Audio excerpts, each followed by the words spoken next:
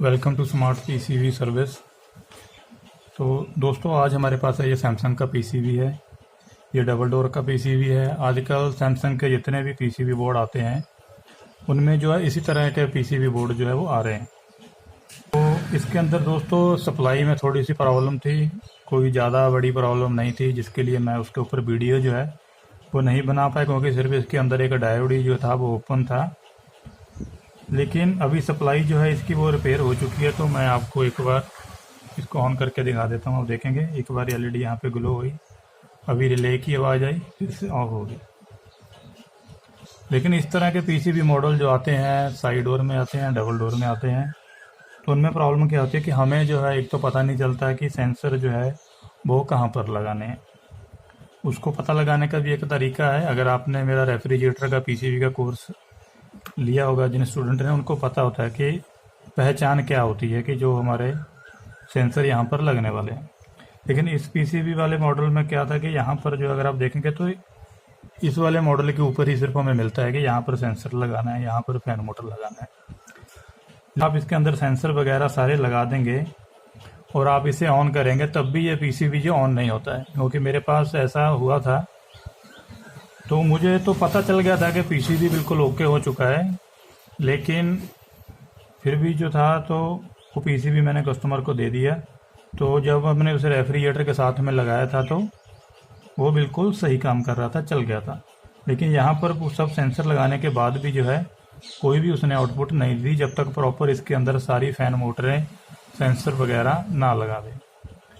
तो इस तरह के पीसीबी को कैसे टेस्ट करना है आज मैं आपको बताऊंगा कि बिना सेंसर हम लगाए कैसे इस पीसीबी का जो है कंप्रेसर है वो ऑन करके टेस्ट कर सकते हैं। अगर आपके पास सप्लाई में कोई प्रॉब्लम आई है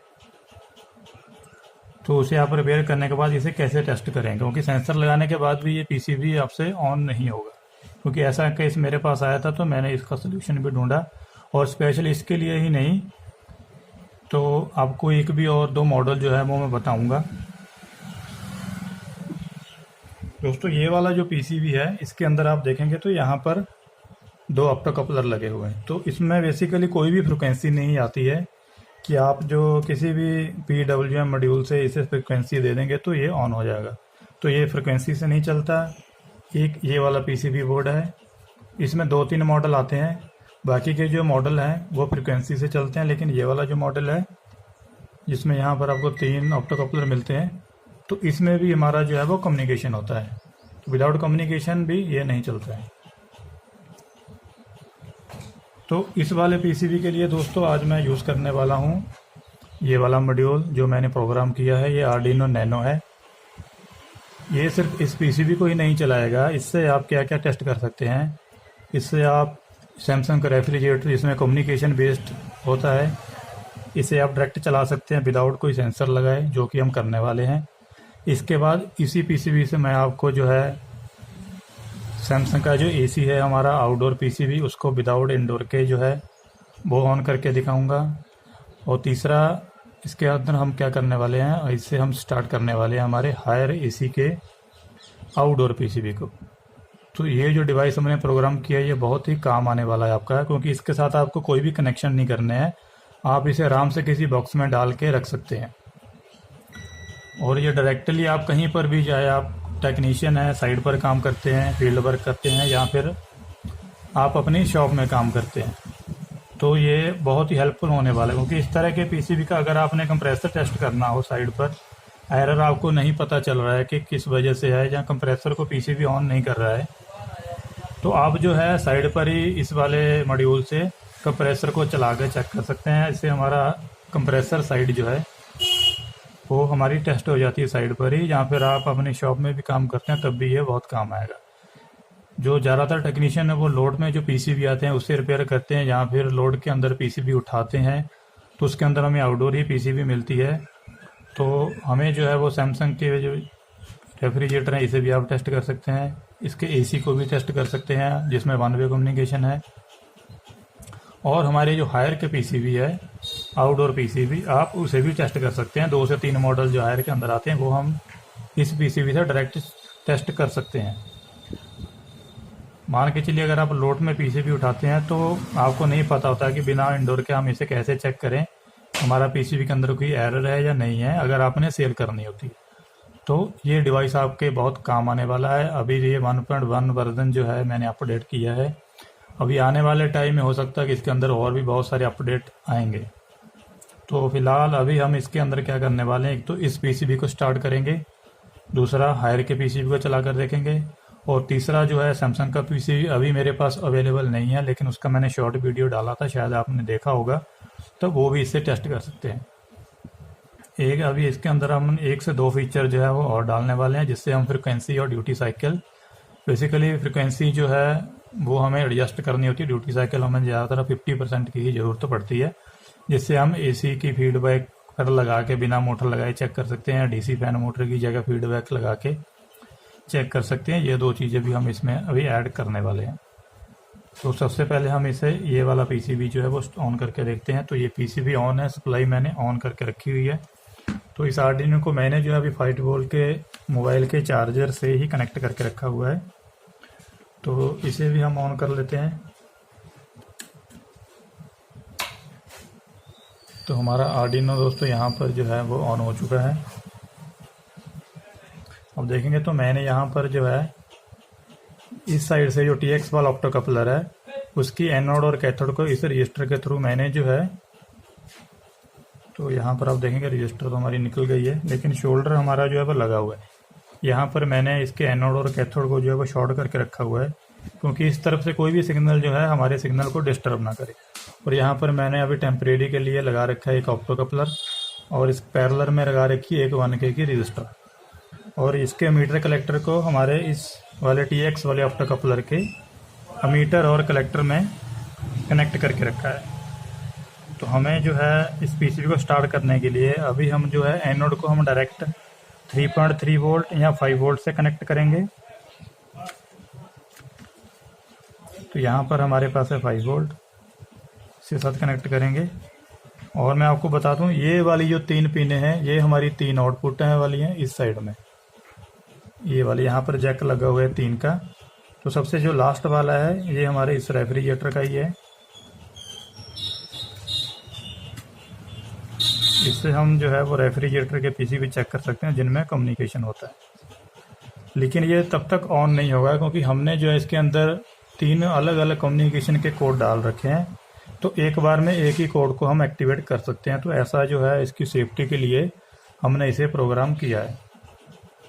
तो इसके लिए हमने 3 आउटपुट के लिए 3 इनपुट यहाँ पे दे रखी हैं। जब हम इससे 3 इनपुट में से किसी भी एक पिन को ट्रिगर करेंगे तो वही वाला सिग्नल हमारा आउट होगा। आगे हम जो है इसमें डिस्प्ले लगा के इसको बनाने वाले अच्छा से, ताकि जो भी हमारा सिग्नल आउट हो वो हमें डिस्प्ले में दिखाई दे। तो अभी सबसे पहले जो है वो मैं करता हूँ, इस साइड से अगर 3 नंबर पिन है तो इस साइड से भी 3 नंबर पिन को ट्रिगर करना है। ये ग्राउंड से मैंने डायरेक्ट लगा रखी है। तो सबसे पहले जो है हम इसमें कंप्रेसर लगा लेते हैं। हमने कंप्रेसर नहीं लगाया है, कंप्रेसर को रख लेंगे यहाँ पर। यहाँ पर जो है हमारा जैक कंप्रेसर का, जब हमारा कंप्रेसर चलेगा तो इस वाले MCU की जो LED है यहाँ पर ये परमानेंट ग्लो हो जाएगी। तो हमें आउटपुट के लिए इस पिन को ट्रिगर करना होगा। तो मैंने इसे कर दिया है यहाँ पर ट्रिगर ग्राउंड के साथ में, और अगर आप देखेंगे तो हमारा कंप्रेसर जो है यहाँ पर कुछ ही सेकंड में ऑन हो गया।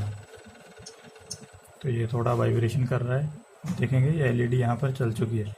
और इसके अंदर हमने किसी भी तरह का कोई सेंसर नहीं लगाया, इस वाले पूरे MCU को हमने बाईपास कर दिया है। और ये काम आप साइड पर भी कर सकते हैं, यहाँ पर लोड में पीसीबी उठाते हैं उन्हें टेस्ट करने के लिए भी कर सकते हैं। अब इसके बाद जो है वो हम करने वाले हैं टेस्टिंग। हमारा हायर का पीसीबी जो है मैं आपको इसी वाले मॉड्यूल से चला के दिखाऊंगा। तो फिलहाल ये हमारा ऑन हो गया है, तो हम इसे कर देंगे ऑफ।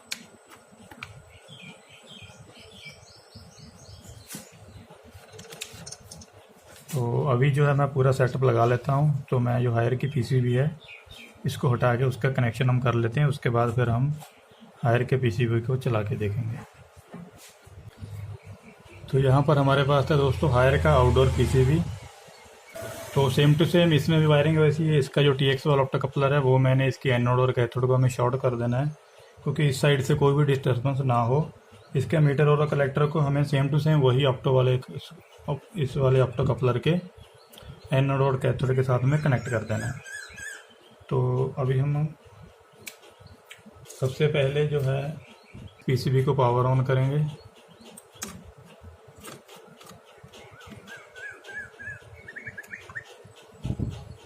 देखेंगे पीसीबी हमारा ऑन हो चुका है, दोनों एलईडी चल चुके हैं।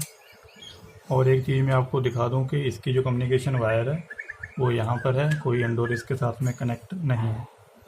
और हम इस वाले अपने मॉड्यूल को भी, हमारी जो डिवाइस है इसे भी जो है वो हम ऑन करेंगे। इसमें डायरेक्टली करना क्या है, हमें कैथोड को जो है वो ऑप्टोकलर की जो कैथोड पिन है उसे हमें कर देना है ग्राउंड। तो यहाँ पर हमने कर दिया है ग्राउंड। और इस आउटपुट जो है वो हमारी 8 नंबर पिन है। तो 3 पिनों को हमने प्रोग्राम करके रखा है 8, 9 और 10। तो हमें जो है इसे लगाना है 8 नंबर पिन के साथ। और इसके लिए ट्रिगर जो पिने हैं वो है 2, 3, 4। तो अब देखेंगे अभी तक ये नहीं चला है क्योंकि हमने जो है कोड को एक्टिवेट नहीं किया है। जैसे ही हम कोड को ट्रिगर करेंगे, यानी कि हमारी इस वाली फर्स्ट पिन को जब हम ट्रिगर करेंगे तब हमारी यहाँ से फ्रिक्वेंसी जो है कम्युनिकेशन वो है इस बोर्ड के साथ में होने लगेगा और जो हमारा पीसीबी है वो ऑन हो जाएगा। तो हम इसे कर देते हैं ट्रिगर। ट्रिगर करते ही आपको कंप्रेसर का जो साउंड है वो आ चुका होगा। मैं आपको एक बार दिखा देता हूँ। कंप्रेसर जो है वो चलने लगा है, आप साउंड सुन सकते हैं। तो अगर दोस्तों इसके अंदर किसी भी तरह का एरर होगा तो आप टेस्ट कर सकते हैं। तो एक बार हम इसके अंदर एरर भी क्रिएट कर लेते हैं।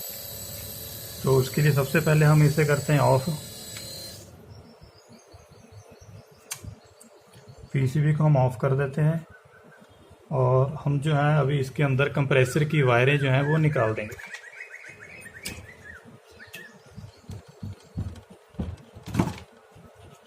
अभी हमने कंप्रेसर की वायरें जो है वो निकाल दी हैं। फिर से पीसीबी को ऑन करेंगे और इसे अब हम जो है फिर से ट्रिगर करेंगे। तो हमें सिर्फ इस पिन को ट्रिगर कर देना, यानी कि ग्राउंड कर देना है। अभी जो है आप देखेंगे कंप्रेसर की वायर जो है वो हमने निकाल रखी है। अभी अगर हम देखेंगे दोस्तों तो यहाँ पर हमारा एरर आ गया है क्योंकि हमने जो है वो कंप्रेसर की वायर नहीं निकाली है। अगर किसी भी तरह का एरर इस पीसीबी के अंदर होगा तो कम्युनिकेशन की वायर लगाते ही ये एरर देने लगेगा। तो इस तरह से आप सिर्फ एक आउटडोर पीसीबी को भी टेस्ट कर सकते हैं।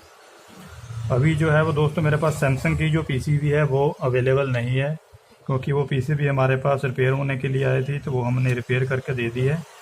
उसका शॉर्ट वीडियो मैंने डाला था, तो उसका लिए प्रोग्राम भी मैंने इसमें जो है वो डाल रखा है जो इसकी 9 नंबर पिन पे है और 10 नंबर पिन पे था हमारे रिज वाले पीसीबी का।